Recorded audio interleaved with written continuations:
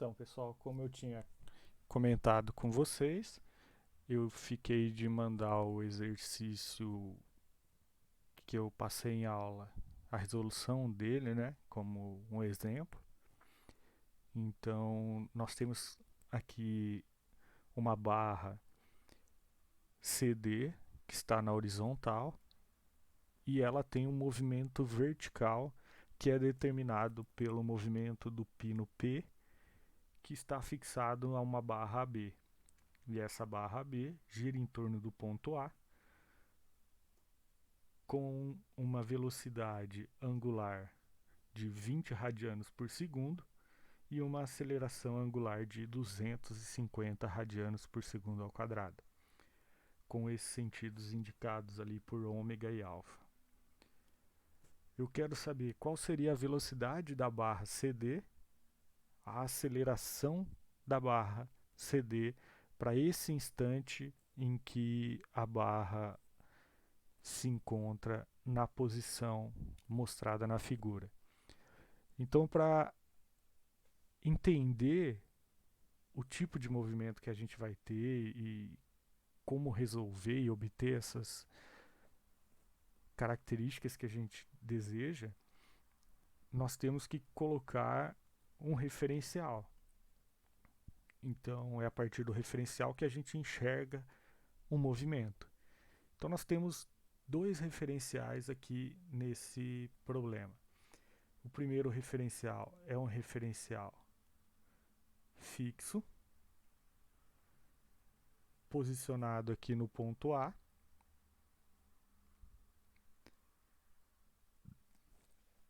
Então nós temos um referencial fixo a xy, que é fixo, ou seja, ele não se move, não está animado com nenhum tipo de movimento, e o movimento que ele enxergar, que o observador nesse referencial enxergar, é um movimento absoluto. O segundo referencial que nós temos é o referencial que nós podemos colocar de duas formas. Uma delas é colocando esse referencial dessa forma, onde eu teria aqui um x e um y minúsculo desse jeito, acompanhando o comprimento da barra B na direção do eixo x, aí facilitaria a gente enxergar a posição do ponto P. Só que aí nós teríamos uma situação em que seria preciso utilizar uma matriz de transformação para transformar aquilo que o observador móvel enxerga para o observador fixo. Na maioria dos problemas, quando você quer analisar em um determinado intervalo de tempo, é importante fazer dessa forma. Mas se eu quero analisar só em um instante específico, eu não preciso fazer dessa forma. Eu posso usar uma abordagem que facilite. Então, nós vamos fazer de uma forma diferente aqui para analisar instantaneamente. E mais para frente a gente pode pegar um exemplo em que nós vamos fazer com a matriz de transformação. Então eu vou apagar aqui o referencial móvel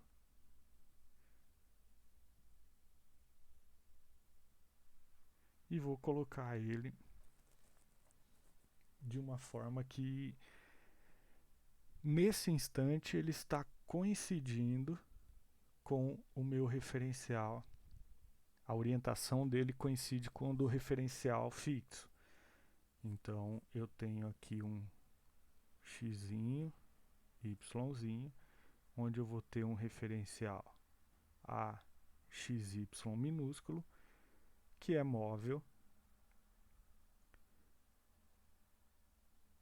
animado com rotação, dada pela velocidade angular ômega. Beleza? Então aqui, com base nesses dois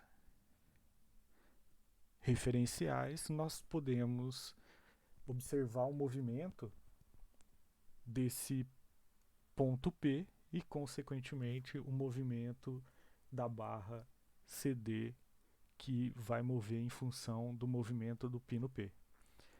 Então o que a gente vai fazer é o seguinte: nós vimos que a velocidade para um eixo, um movimento relativo com eixo móvel em movimento de rotação, ele vai ser dado da seguinte forma: a velocidade do ponto P vai ser igual à velocidade relativa, que é a velocidade que um observador no referencial móvel enxerga, mais um ômega R, onde esse R é o vetor posição do nosso ponto P.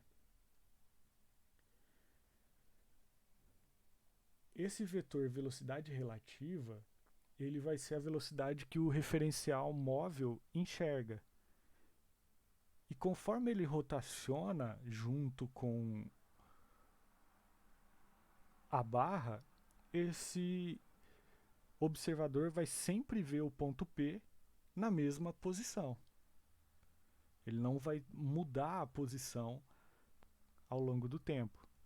Então, se eu não tenho variação de posição, para o referencial móvel, ele também não enxerga uma velocidade. Então, a velocidade relativa vai ser nula. E aí nós temos que a velocidade do ponto P vai ser dada por ômega, que é a velocidade angular que nós temos aqui dada de 20 radianos por segundo, na direção, de acordo com o que está sendo dado aqui pelo exercício, é na direção K, mas no sentido negativo, então menos 20K, fazendo um produto vetorial com o vetor posição do ponto P com relação ao ponto A. Então nós temos aqui na direção de x, eu tenho 10i mais 5j.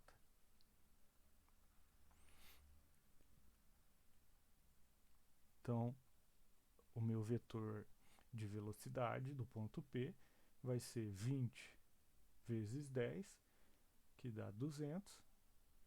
K vetorial I, nós podemos usar essa regrinha aqui, ó. I,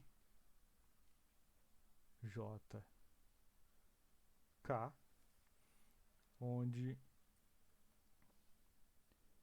no sentido horário, o produto vetorial entre eles vai ser positivo. Então, nós temos aqui o seguinte: se eu tenho produto vetorial de K com I, K vetorial I vai resultar em J. Com esse menos aqui de menos 20, vai ficar menos 200J. E o 20 vezes o 5, que vai dar 100.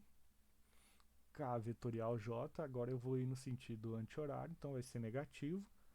Com esse menos, então mais 100 na direção de I. Um detalhe é que essa velocidade que a gente encontrou é a velocidade apenas do ponto P. E é o movimento desse ponto P que vai nos permitir movimentar a barra CD.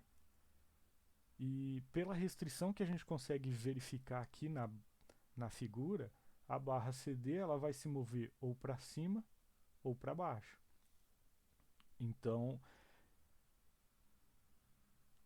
a velocidade da barra CD ela vai ser dada apenas pela componente na vertical da velocidade P. Então ela vai ser menos 200 j. Essa é a velocidade da barra CD nesse instante. Agora, para aceleração, nós temos uma fórmula um pouquinho mais complexa, que é a aceleração de P vai ser uma aceleração relativa mais um alfa vetorial R mais um ômega vetorial R mais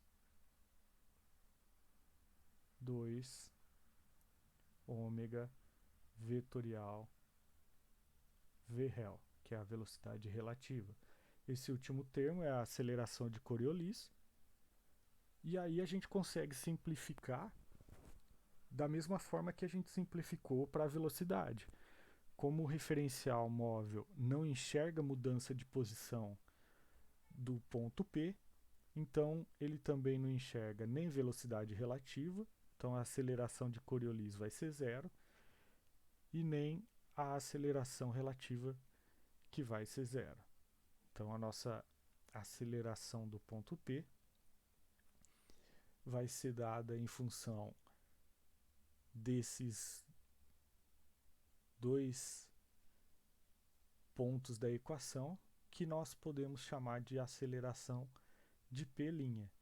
Esse P' seria um ponto dentro da trajetória que a gente teria desse ponto P ao longo do movimento de rotação. E a gente pode dizer que esse P' é um ponto ao longo dessa trajetória que está coincidindo nesse instante com a posição do pino P. E aí nós vamos ter as componentes normal e tangencial dessa aceleração. Então nós temos aqui o alfa, que é 250, assim como a velocidade angular, ele também é na direção k negativo, fazendo um produto vetorial com R, 10i mais 5j,